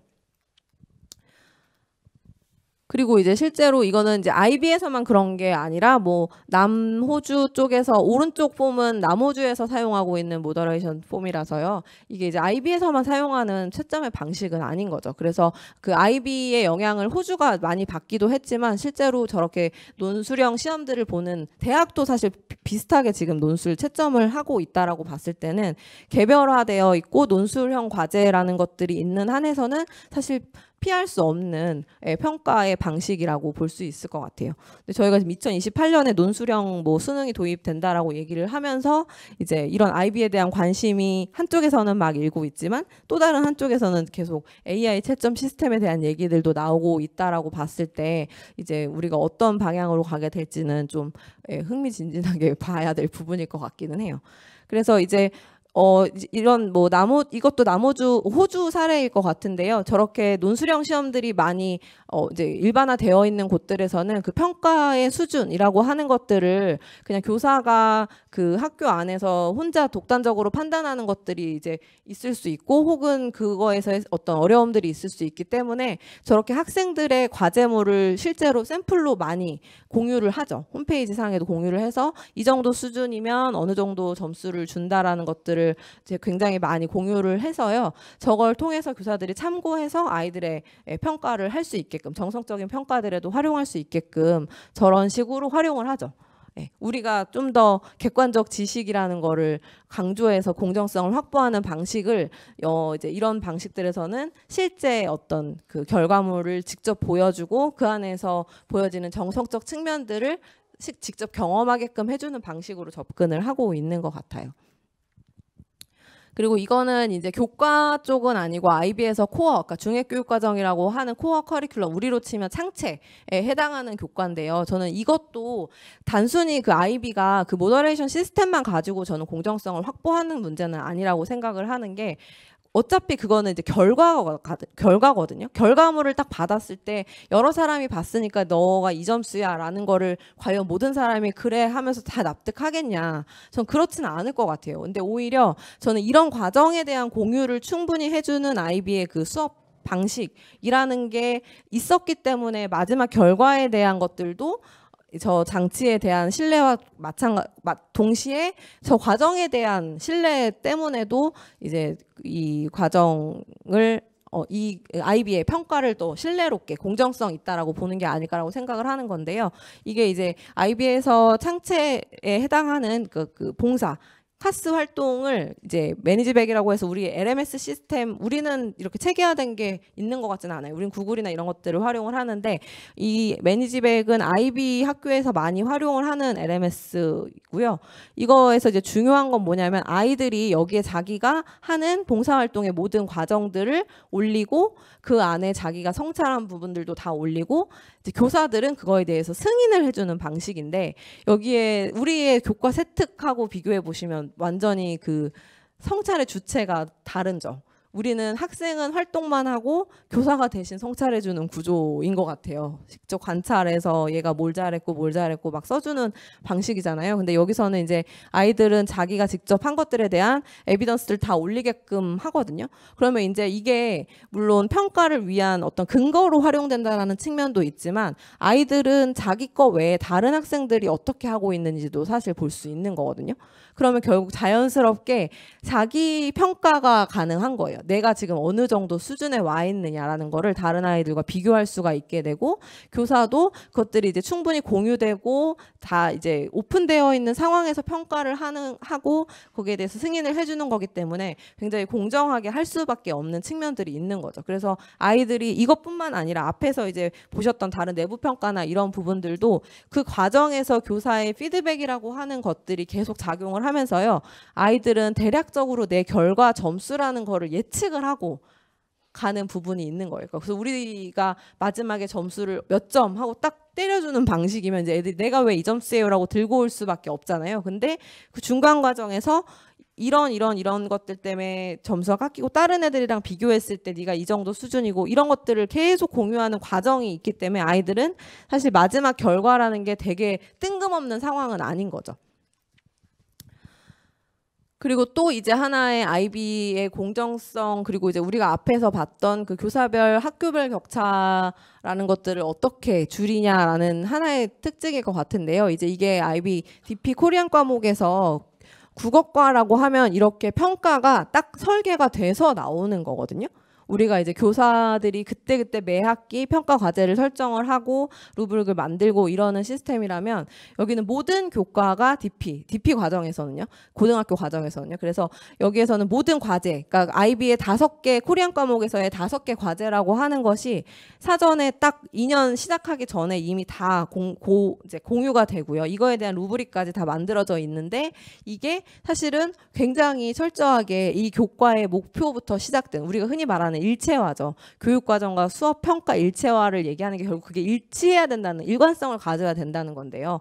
그 목표를 중심으로 해서 이 해당 교과에서 이 아이가 이수해야 하는 학습의 경험, 결과라는 게 뭔지에 대한 철저한 분석이 있었겠죠. 그래서 이 5개의 과제를 하면 그 경험들을 고르게 해서 빠져나갈 수 없게끔 이 교과에서 목표로 하고 하는 지점들을 어떻게든 경험하게끔 하는 그 과제들로 설정을 해준 거예요, 그냥. 그래서 교사는 이 과제 5개를 준비하기 위해서 아이들한테 여러 가지 경험들을 하게 되면 아이들은 이 교과 목표에 부합하는 다양한 퍼포먼스라는 것들이 가능할 거다라고 해서 사실은 그 IBO의 전문가 집단에서 이미 만들어서 준 거죠. 그러면 이제 이건 거죠. 운전면허 시험 출제 유형이 어떻다라고 알면 우리가 거기에 맞춰서 공부를 하잖아요. 거기에 맞춰서 준비를 하고 연습을 하고, 그거랑 동일하게 이제 이렇게 5개의 평가에 맞춰서 아이들을 교사가 준비를 시키는 거죠. 그러면은 이제 획일화된 평가냐? 이제 획일화와 표준화의 차이를 고민을 해주시면 좋을 것 같아요. 이게 획일화된 평가라고 볼 수 있겠냐? 왜냐하면 아까 문항을 보셔서 알겠지만 이게 평가의 형식은 5개로 고정이 되어 있지만 사실 그 안에 아이들이 써내는 답안은 다 개별화되어 있고요. 그 과정을 준비하는 그 학습의 경험은 교사별로 사실 다 매우 자유롭게 재구성이 가능하고 교사의 역량에 따라서 다양한 활동과 경험들을 할 수 있게끔 해주는 문제거든요. 그리고 그거에 대한 학습의 전이를 통해서 아이들이 이거를 각자 자기의 논리로 작성을 해야 되는 거라고 했을 때 이게 획일화냐 표준화냐라는 문제들을 좀 생각해 볼 필요가 있는 거죠. 이런 평가가 이제 전 교과에 다 이제 설정이 되어 있는 거죠. 그래서 이건 내부 평가 과제인데 이제 우리로 치면 수행 평가죠. 그 수행 평가 과제가 2년 동안 이제 교과별로 이렇게 이제 다 심층적인 굉장히 긴 호흡의 심층 과제로 설정이 되어 있고 대체로 뭐 1년 정도에 걸쳐서 아이들이 작성을 하는 그런 이제 소논문 형식의 평가 과제들이 설정이 되어 있어서요. DP 과정이 총 2년이라고 봤을 때 1년 정도 교사가 이제 뭐 문제를 설정을 한다던가 탐구 주제 설정하는 것들에 대한 연습들을 충분히 하고 이제 한 1년 전부터는 자기 주제를 설정을 해서 작성을 하고 하는 과정들 안에서 교사가 몇 차례 피드백을 주고 이렇게 해서 이제 남은 그 총 2년의 기간 동안 아이들이 이 주어진 과제, 교과별로 주어져 있는 뭐 4개에서 5개 정도의 과제들을 준비하고 이제 결과물을 졸업 시점에 다 제출을 한다거나 아니면 이제 그 수능 시험처럼 시험장에 가서 졸업 시점에 시험을 보는 방식으로 본다고 했을 때 이제 결과적으로는 우리가 중간에 촘촘하게 엄청나게 많이 평가를 하는 수행 평가가 실제로는 없는 거죠. 그럼 이제 얘네는 중간에 아무런 평가도 안 하냐? 그건 아닌 거거든요. 분명히 굉장히 뭐 단원 평가도 하고 중간에 뭐 쪽지 시험도 볼 수 있고요. 다 하는데요. 그게 누적 기록하냐 하지 않느냐의 차이일 것 같고 그것들이 누적 기록되지 않는다는 거는 결과적으로 순수하게 피드백 목적으로 사용이 되는 평가다라는 차이를 가질 것 같아요. 그래서 이제 이게 앞에서 보셨던 저희 그 평가 루브릭의 한계와 그리고 지금 그거에 대안으로서 보여드리려고 하는 IB의 평가 루브릭일 것 같은데요. 그 5개의 평가 준거가 이제 위에 보시면 A, B, C, D, E가 존재를 하는 거고요. 그거에 대한 성취 수준별로 배점이 이렇게 있는 건데 보시는 것처럼 각각의 성취 준거별로 배점도 차이가 있는 거예요. 그래서 어떤 성취 준거는 최고점이 4점이고 어떤 성취 준거는 최고점이 6점일 수 있고 이런 식으로 좀 더 좀 정교화되어 있고 그리고 또 이제 각각의 성취 준거도 이것도 마찬가지로 이 해당 교과 목표에서 이 과제를 통해서 아이들한테 달성하게 하고 싶은 것들이 뭐냐라는 것들에 대한 고민을 기반으로 해서 5개가 이미 다 설정이 되어 있어서 현장에 뭐 교사와 학부모, 학생들에게 이제 시작 전부터 이제 같이 공유가 되는 거죠. 네. 그러면 결국은 이제 이거를 준비하는 과정에서 교사는 이걸 가지고 피드백을 하고 아이들은 이걸 보면서 자기의 평가 과제들을 만들어 나가는 거죠. 그래서 여기에서의 또 조금 더 저는 주목하고 싶은 부분들은 그리고 이거 먼저 말씀을 드리면 평가가 우리가 앞에서 그 과제형 평가를 없애는 방식으로 이제 그 평가 공정성을 확보를 했다면 여기에서는 이 그 학문적인 정직성이라고 하는 측면 굉장히 엄격하게 적용을 해서요. 뭐 표절이나 다른 사람의 손을 탄 과제라든지 이런 것들이 이제 발각이 되거나 그런 의심이 되는 정황들이 포착이 되면 왜냐하면 이건 이제 피드백 과정에서 교사는 알 수 있잖아요.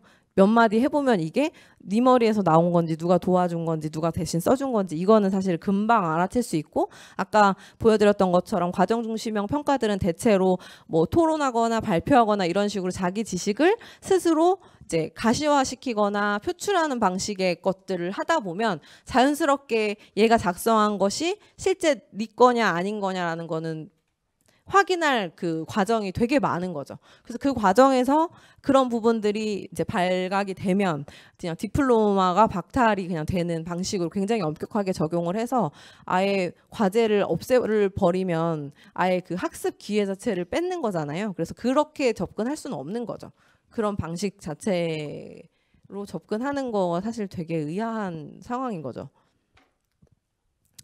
그래서 이제 보시는 것처럼 중간에 인터뷰라는 게 1차, 2차, 3차 인터뷰에 해당하는 이런 과정들을 실제로 다 지침화 해놔서요. 이 과정에서는 교사가 몇 차례 피드백을 해야 된다라는 것까지 굉장히 촘촘하게 설계를 해주고 그것들을 통해서 이제 학습자가 좀 더 주도적으로 학습을 하게 하는 것과 동시에 이제 아까 보여드린 어떤 학문적 정직성도 확보하고 또 그 과정이 과정 중심 평가의 핵심으로 작용을 하기도 하는 거죠.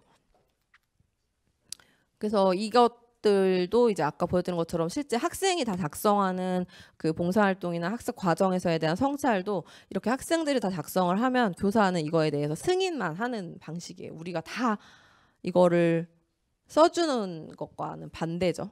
그래서 실제로 학습 계획부터 학생들이 실제로 다 작성을 하고 학생들이 다 마무리를 짓는 그 모든 과정을 주도하는 게 학생인 거죠. 네.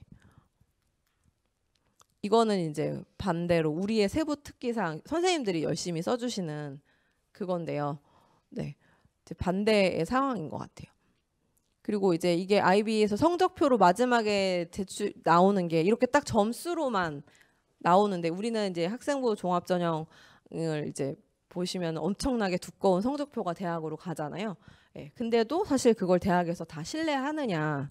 예, 그렇지 않을 경우가 되게 많죠. 근데 이제 여기서는 이렇게 점수로만 보내도 이게 왜 신뢰로운 숫자일 수 있느냐? 이 숫자가 보여주는 맥락이라는 게 있는 거죠.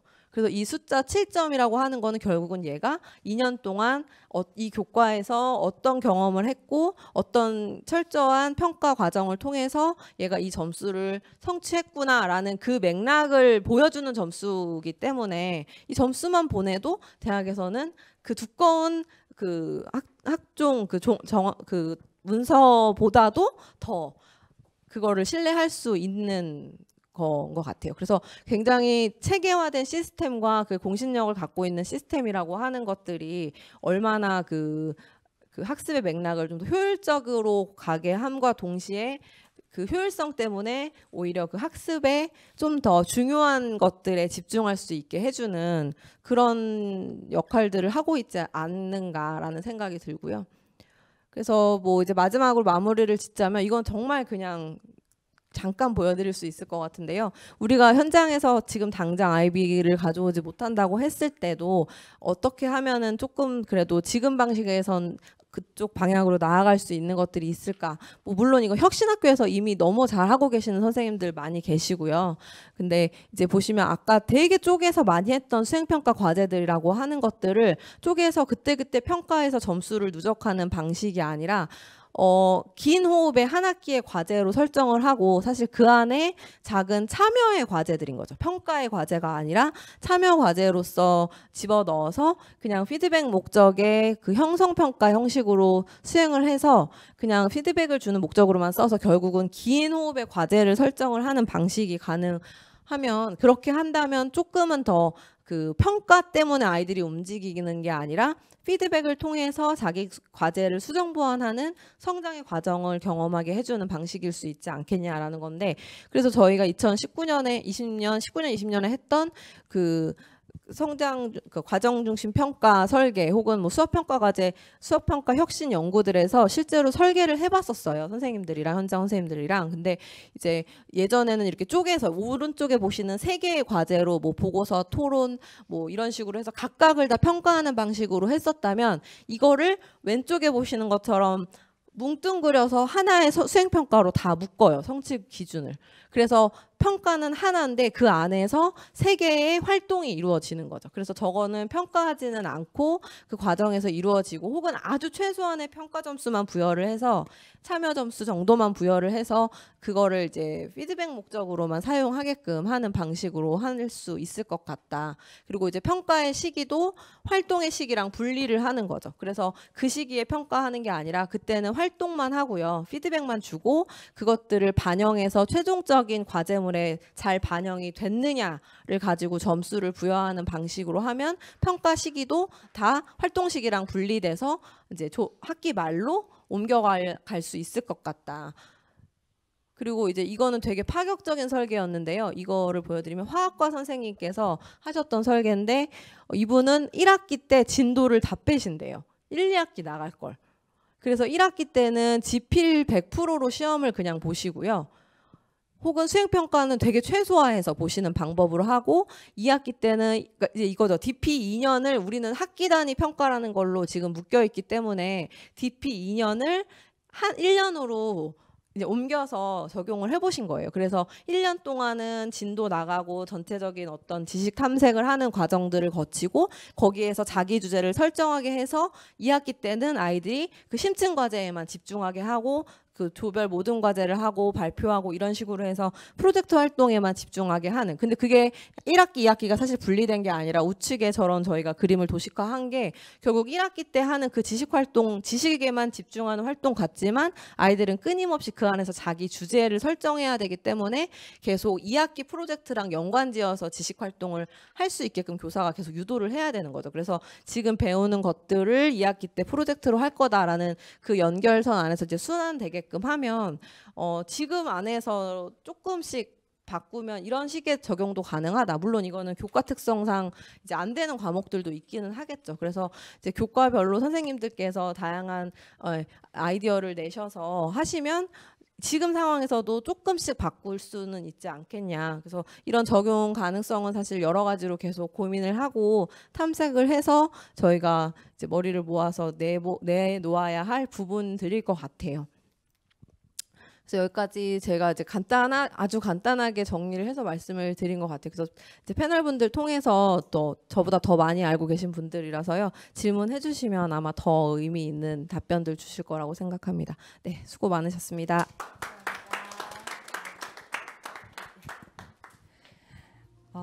여기에 오신 분들이 선생님이시기도 하고 교장 선생님 뭐 그리고 시민분들도 있으시고 그리고 뭐 자하사님도 있으신데요. 저는 교수님의 강의를 들으면서 그 세 가지 정도의 제가 생각하는 게 있었거든요. 그 지금 계시는 분들도 굉장히 많은 질문도 있을 것 같고 생각하시는 게 있을 것 같습니다. 예, 일단 제가 너무 떨려가지고 걱정된다고 했더니 교수님이 사회를 대신 봐주신다고 하셨어요. 근데 제가 지금 떨림이 좀 사라졌으니까 저도 이제 생각했던 걸 좀 얘기를 드리면요. 시간이 많지 않아서 오신 분들의 얘기를 더 많이 듣고 싶습니다. 일단 교수님들 그리고 앞으로 좀 나와주시면 좋겠습니다. 일단 저는 그 공정성에 대해서 얘기하실 때 저희는 계속 그러잖아요. 학교 문화, 학교로 어디로 갈 것인가. 그리고 또 담임을 잘 만났으면 좋겠다. 교과 선생님을 잘 만났으면 좋겠다.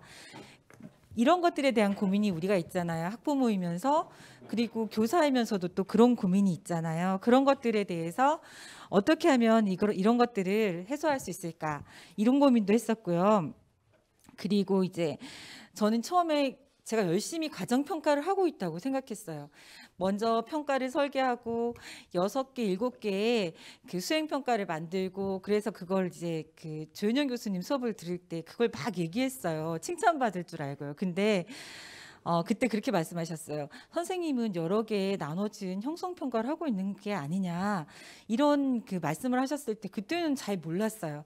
근데 지금 제가 이제 공부를 하고 이제 강의를 들으면서 느낀 거는 이미 우리가 아이들을 만나면 다 알게 되잖아요. 아이들이 어느 만큼 알고 있는지. 근데 제가 공부를 하다 보니까 끊임없는 피드백과 그리고 질문을 통해서 아이들이 끊임없이 스스로 공부하게 하는데 나는 교사로 살면서 그렇게 했었는지 그런 고민을 좀 또 하게 되었습니다. 예, 일단은 제가 너무 많이 말하면 안 될 것 같아서 지금 그 온라인에서도 질문이 있으신 분들이 있을 거고요. 오프라인에서도 질문이 있는 분들이 있을 겁니다. 그래서 그 질문이 있으신 분들이 질문을 해주시면 지금 저희 세션이 18개 세션 중에 오늘 교수님들이 가장 많이 참석하셨습니다. 그래서 교수님들이 많은 이야기를 할 수 있도록 질문해 주십시오. 만약에 질문이 없으시면 교수님 좀 얘기를 해주셔도 좋을 것 같습니다. 네, 질문 많으실 것 같고요.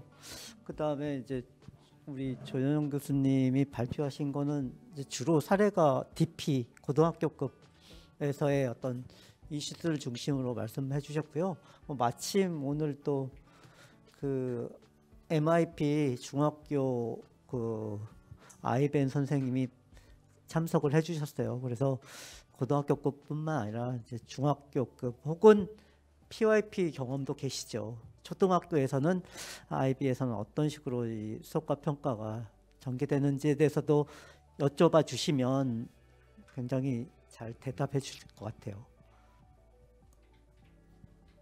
질문 제가 사회 봐요? 그냥 사회 보죠 뭐. 저분 왜 이렇게 넣으시는지요? 제가 그냥 사회 볼게요. 그 사회 보면 토론은 안 해도 되는 거죠? 네, 고맙습니다.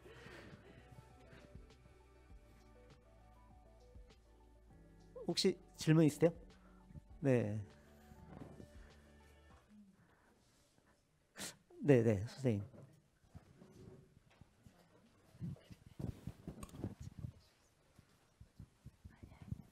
여기 보면서 앞에 보면서 해도 되죠? 아, 너무 민망한데 그냥 앞에 보면서 하면 소리는 다 들리시니까. 네, 아이비 교수님 강의 잘 들었고요.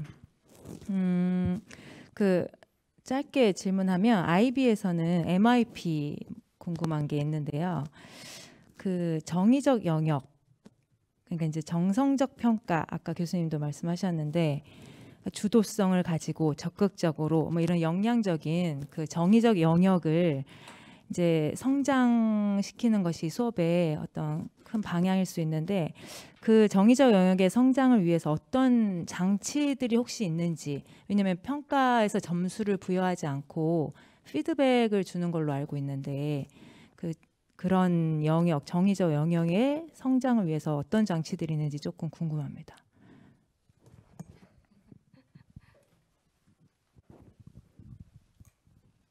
네, 저희는 정의적인 영역과 그 학문적 영역이 철저하게 분리돼서 평가가 되고 있고요. 정의적인 영역은 학습 접근 방식이라고 하는 ATL에 해당되는 영역, 그리고 학습자 사항이라고 하는 10가지 영역들을 학습자들에게 강조를 하고요.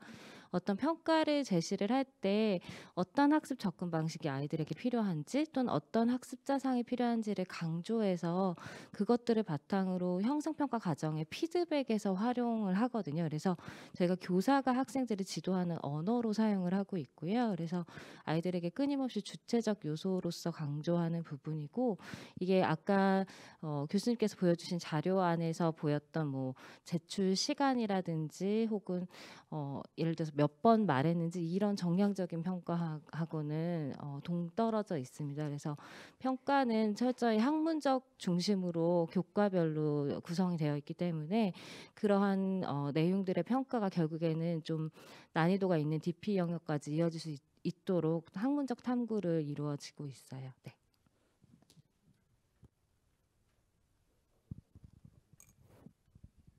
답이 되셨나요?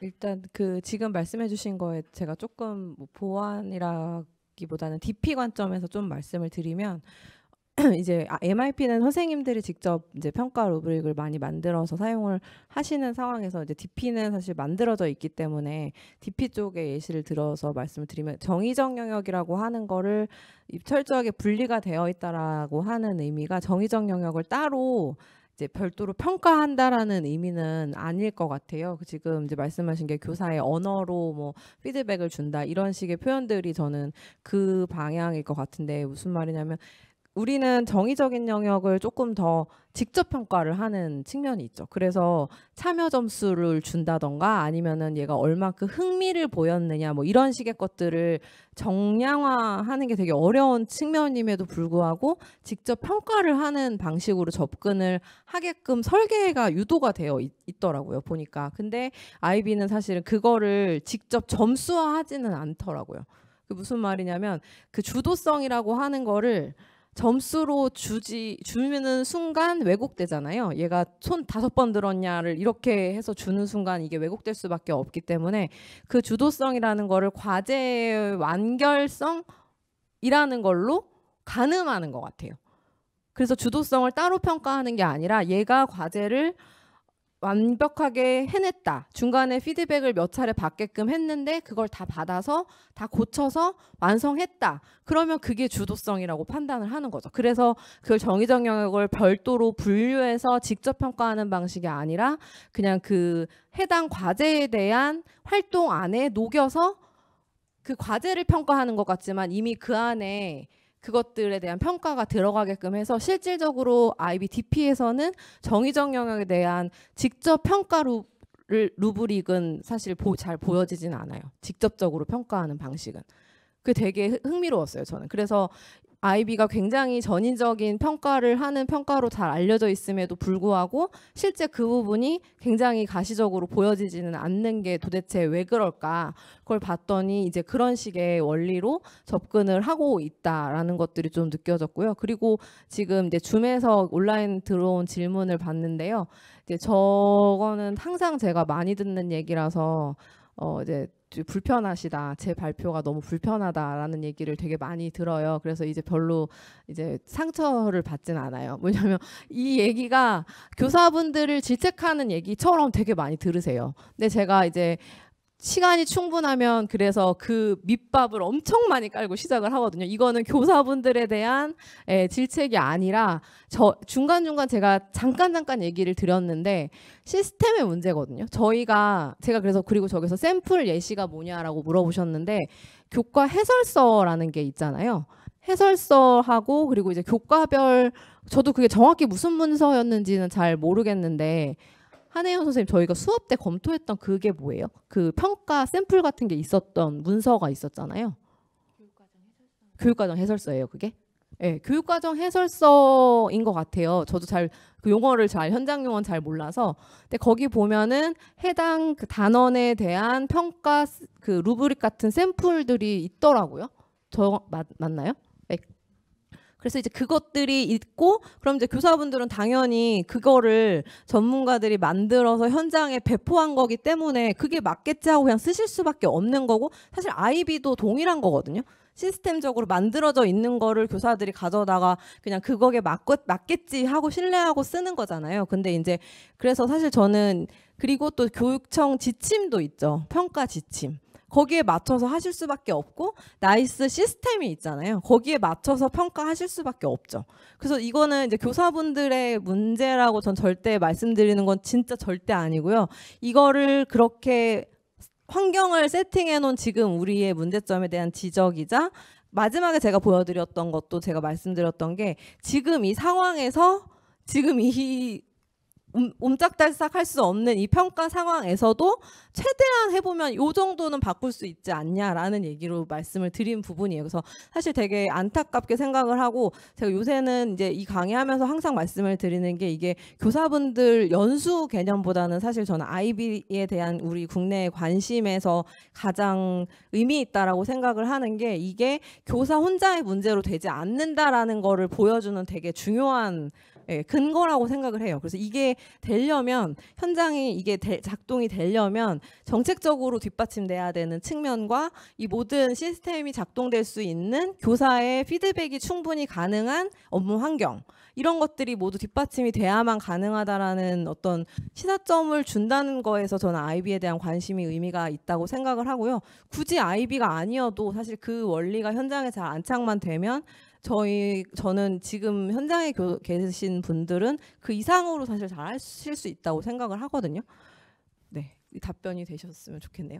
제가 추가적인 얘기를 할게요. 저희 학교에서 최근에 이제 올해부터 그 아까 얘기했던 학습 접근 방식에 대한 평가를 기재를 했어요. 근데 이게 저희가 기재를 하면서 어떤 의미로 받아들였냐면 성적에 포함되지 않는다. 그래서 중학교 3년 과정 중에 학생들의 학습 접근 방식에 대한 유능함 그리고 발달하고 있음 그리고 아직 보이지 않음이라는 평가를 해주는데 이건 어디까지나 저희가 필요에 의해서 하는 부분이었어요. 예를 들어서 지난 코로나 기간 동안에 아이들의 학습 역량이 굉장히 떨어졌어요. 그래서 교사들이 회의를 해서 아이들에게 이런 부분에 대한 강조가 필요한데 어떻게 자극제를 줄까 해서 최근에 평가를 주었고 그리고 평가를 줄 때 그냥 단순히 한 교사가 판단을 내리는 게 아니라 한 학생에 대한 각각의 교과 교사들이 다 모여서 이 아이들이 어떻게 보이는지를 다 같이 얘기를 하고 어떤 지원을 해줄까를 얘기한 후에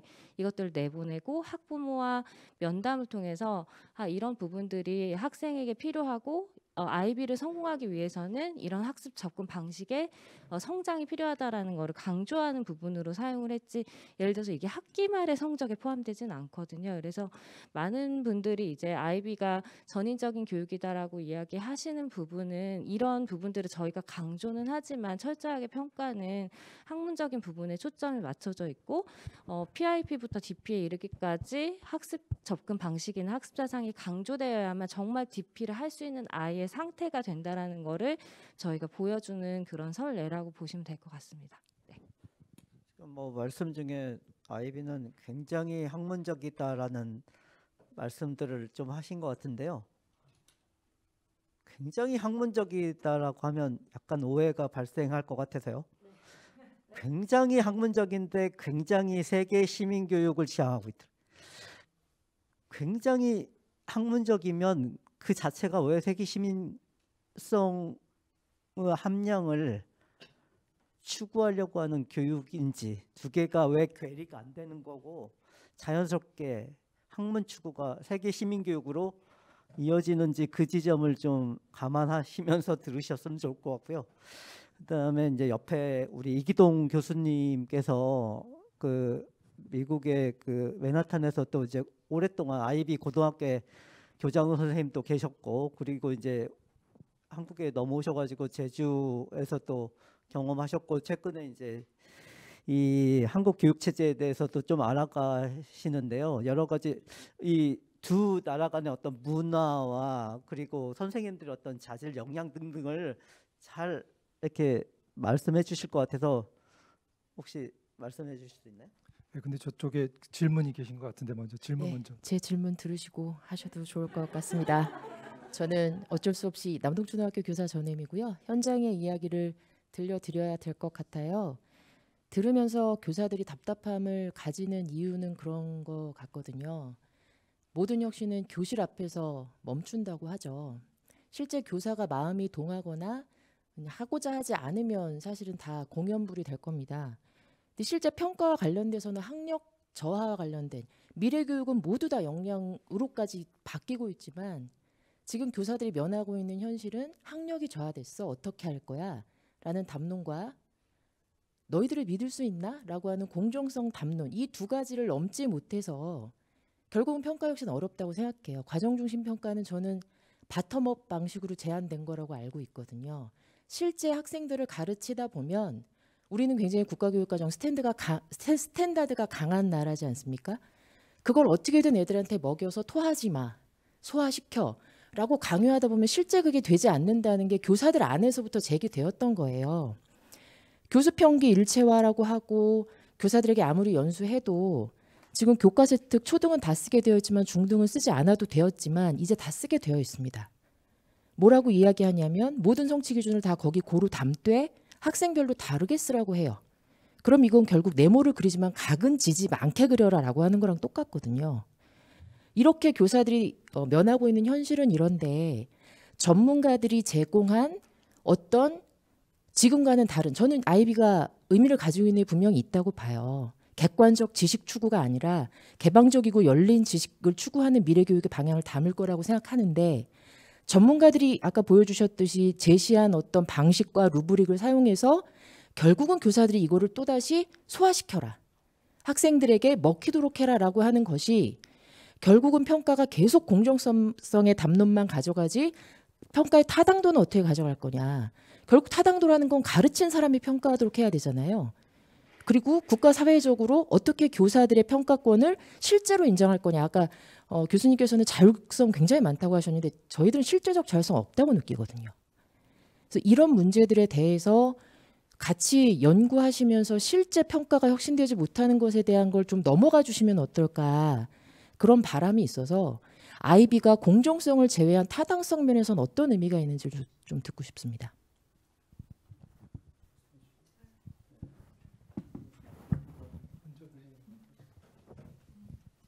생각을 안 하고 약간 멍하니 듣고 있었는데, 네, 맞아요. 그 얘기 드리면 항상 듣는 얘기 중에 그것도 한 가지인 것 같아요. 현장에서 이제 아이들을 어쨌든 엎드려 있는 애를 일으켜 세우는 것 자체도 어려운 상황에서 이제 그래서 이런 촘촘한 평가라는 것들이 생겨났을 거라고 저도 생각을 하고요.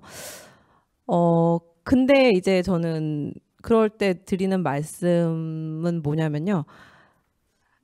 그냥 저희 아이를 키울 때 얘기를 가끔 드려요. 얘가 안 해요.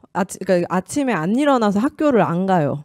매일매일 깨워주니까 얘가 엄마를 더 믿거니 하고 안 일어나요. 알람이 아무리 울려도 안 일어나요. 그래서 한 번, 두 번 안 깨우고 지각하게 그냥 계속 뒀거든요.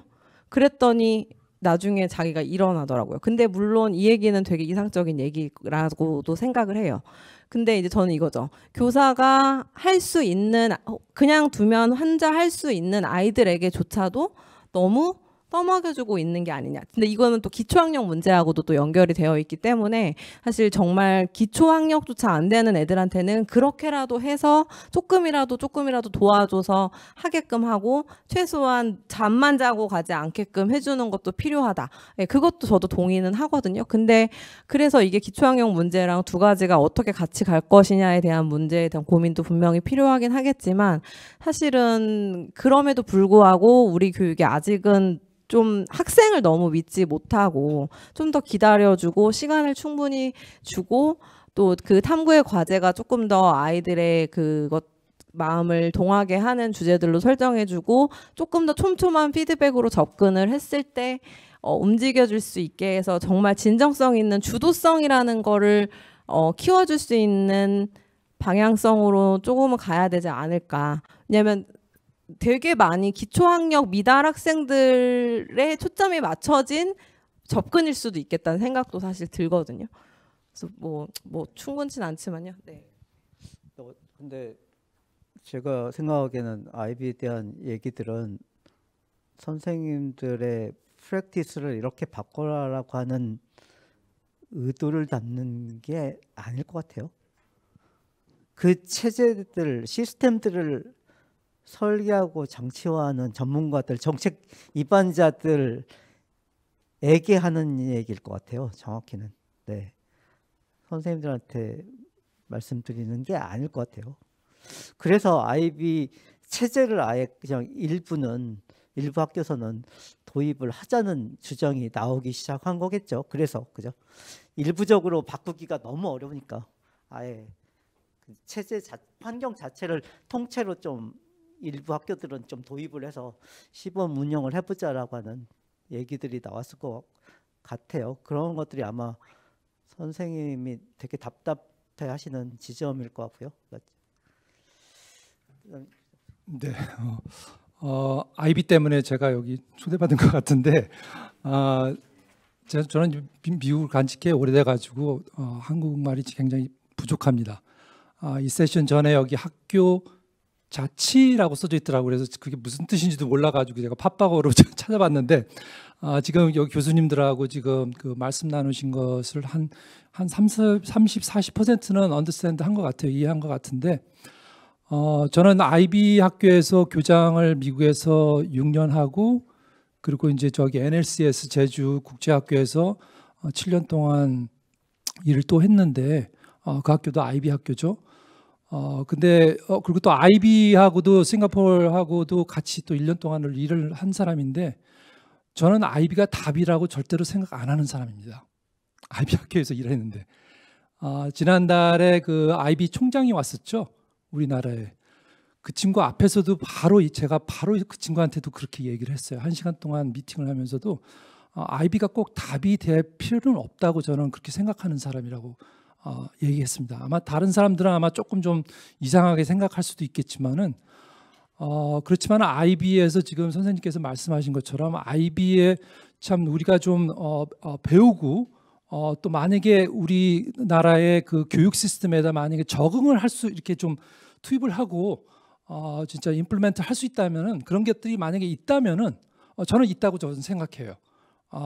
있다면 예를 들어서 국제적 소양이나 뭐 러너 프로파일, 뭐 학습 자산 그런 것도 굉장히 너무나 좋은 컨셉트라고 저는 생각을 합니다. 그리고 또 우리 아이들이 또 필요하다고 저는 생각해요. 저도 두 아이를 키우는 사람으로서 21세기 때 필요하다고 저는 역량이라고 생각합니다.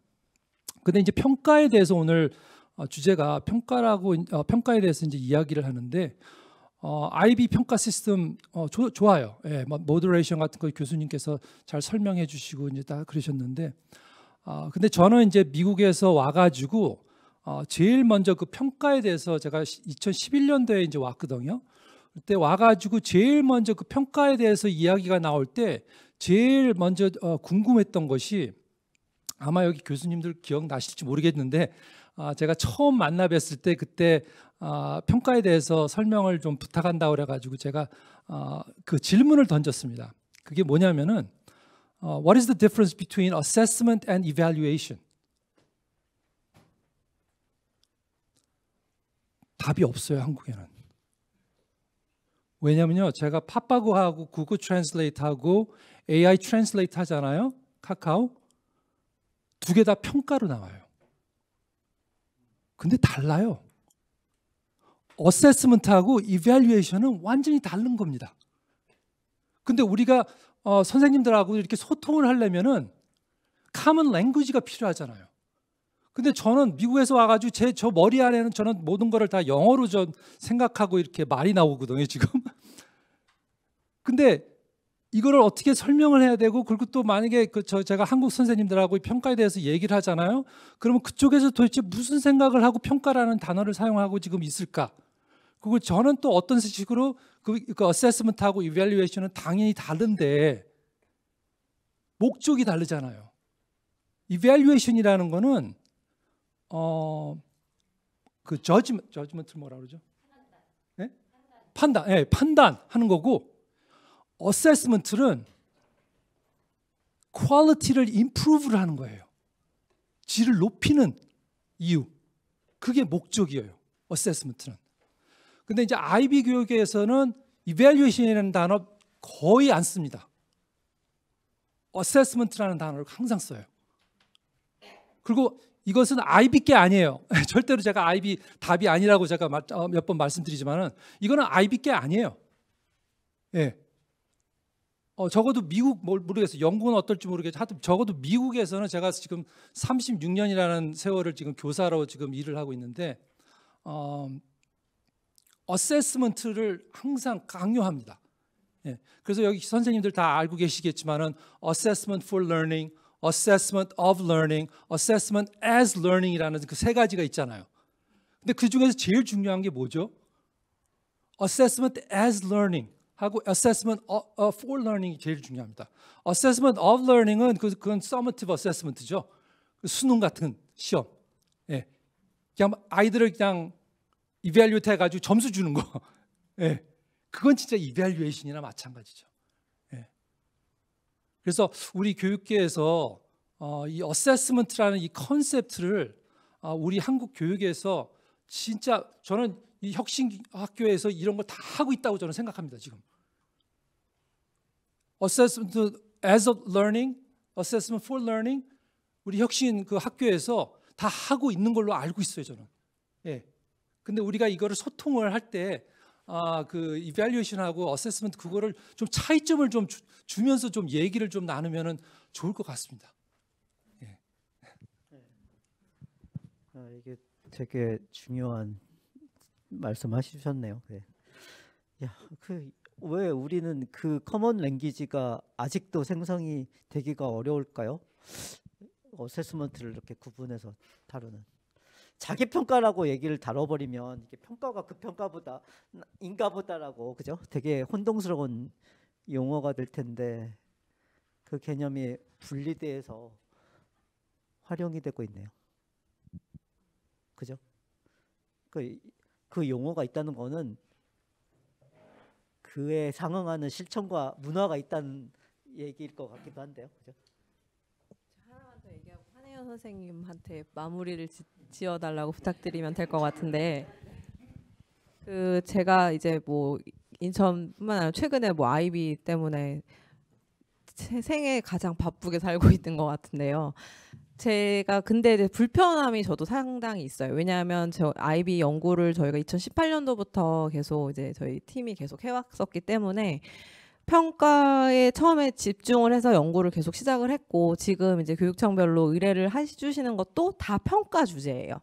근데 말씀을 해주셨지만 이 어세스먼트라고 하는 것 자체가 사실 평가 시스템만 딱 봐서 해결되는 문제가 절대 아닌데, 그래서 제가 이제 연구해보다 보니까 아직 그 평가는 한 부분이고요. 그 오늘 이제 뭐 다이어그램을 안 보여드렸지만 IB 그 그림을 보면은 거기에 아까 이제 ATL 얘기도 해주셨고, 근데 교수학습 접근법 그리고 코어 커리큘럼 이런 게 다 연결되어 있어서 이렇게 동심원으로 나타나 있어요. 근데 그게 공부하면 할수록 그 ATL이라는 것의 중요성 그리고 이 코어하고에 어떻게 링크가 되어 있냐 이거에 대한 설명이 없이는 이 어세스먼트에 대한 설명이 아예 안 되는 문제인데, 우리는 계속 평가 시스템만 똑 떼서 자꾸 얘기를 해주기를 바라고 그거를 마치 가져와서 우리 교육에다가 심으면 뭔가 갑자기 혁신이 일어날 거다라고 생각을 하고 그게 뭔지만 얘기해달라라는 식이거든요. 수업 설계 어떻게 하는지만 얘기해달라. 평가 어떻게 하면 되는지만 그것만 알려달라고 해요. 계속 그 솔루션만 알려달라고 얘기를 하시는데, 사실 이거는 철학이고 문화고요. 이게 다 어떻게 연결돼서 되는지에 대한 그냥 교육학인 것 같거든요. 하나의 교육학, 실체화된 교육학이라서 굉장히 인식론적인 얘기부터 방법적인 측면까지 되게 총체적으로 다 얘기가 돼야 되고 천천히 계속 성찰하면서 찾아가야 되는 길일 텐데, 되게 급하게 뭔가 마지막 답만 달라고 하는 이 상황 자체가 저는 오히려 아이비도 한국형 아이비로 또 굉장히 둔갑해서 현장에서 왜곡돼 버리지 않을까라는 우려가 되게 많이 돼서요. 특강을 하면서도 상당히 저 스스로도 불편함이 계속 있긴 있어요. 그래서 평가 말고 다른 얘기들도 좀 듣고 싶어 했으면 좋겠다. 시간이 흘러서 사람들이 그런 생각들이 많이 들죠. 근데 저는 흐름상 그렇게 갈 거라고 생각을 해요. 저도 연구할 때 처음에 평가에 관심이 있었지만 그 다음에 ATL에 관심이 생기고 그 다음에 코어에 관심이 생겼거든요. 자연스럽게. 근데 그 과정을 이제 다 모든 이제 과정이 겪게 되지 않을까 이렇게 기대를 합니다. 한혜원 선생님이 아름답게 마무리를 해주시면. 저 여기 앉아 있을 때 교수님이 가만히 앉아만 있어도 된다고 하셨거든요. 현직 교사로 지금 이 자리에 앉아 있으면서 사실 맞는 방향인 거는 알겠지만 당장 무엇부터 시작해야 될지 모르겠고 막막한 거는 저도 마찬가지거든요. 그러면 당장 내가 뭘부터 시작을 해야 될까 그 고민이 되었을 때 아까 공감 발제에서도 말씀을 드렸는데 만약에 저희가 배워야 될 부분이 있다고 하면은 지금까지의 시선은 그거를 차근차근 알려주는 것에 집중을 했다고 생각이 들어요. 근데 결국에 이게 가르치다 보면은 결국에 아이들이 뭘 위해서 이거를 배웠나 싶었을 때는 사실 대답하기가 좀 어려웠었거든요. 그래서 수업을 바라보는 관점이 좀 바뀌어야 저런 평가도 가능한 거 아닐까? 그래서 저희 학교 선생님이랑 한창 얘기를 했는데 그 질문이 정확하게 생각나지 않지만 어쨌든 아까 뭐 예시를 든다면은 제가 수권을 얘기했기 때문에 수권을 가지고서 만약에 아이들이 상가 연결지어 가지고 어떤 문제를 해결할 것인가? 그러니까 뭔가 아이들이 삶에서 해결해 나가야 될 궁금함이나 그런 것들을 우리가 배운 저는 이제 과학교사라서 그 배운 내용을 활용해서 뭔가 대답을 할 수 있어야 되는 거잖아요.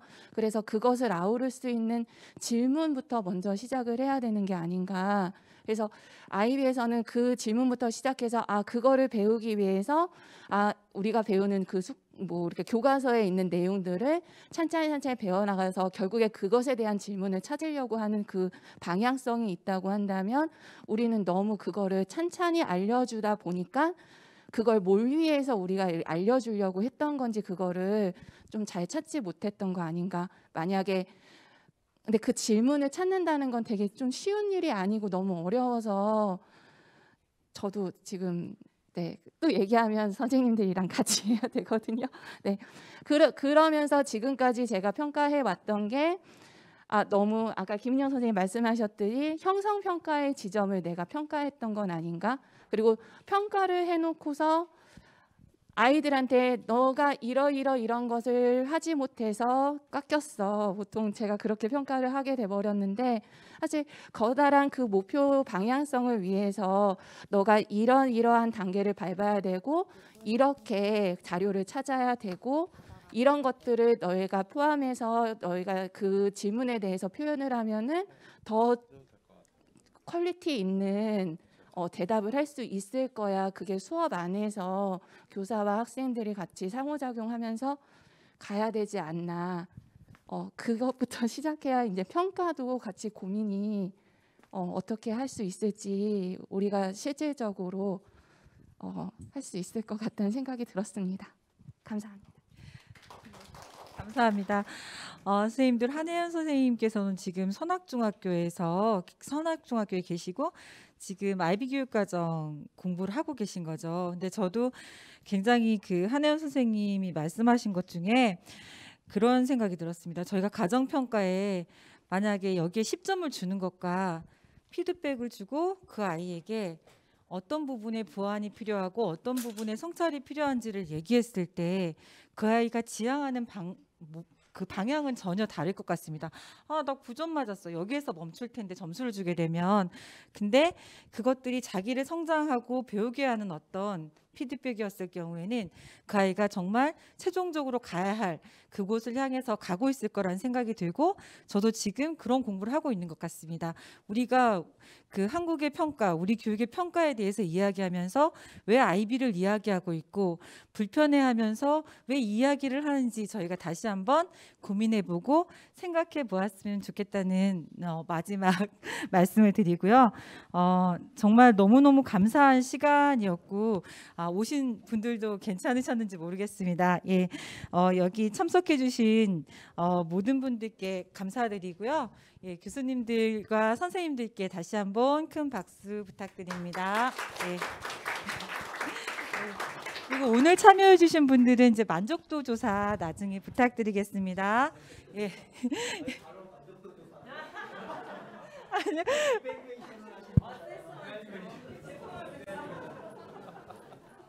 네, 예, 가시는 길 조심히 돌아가십시오. 감사합니다.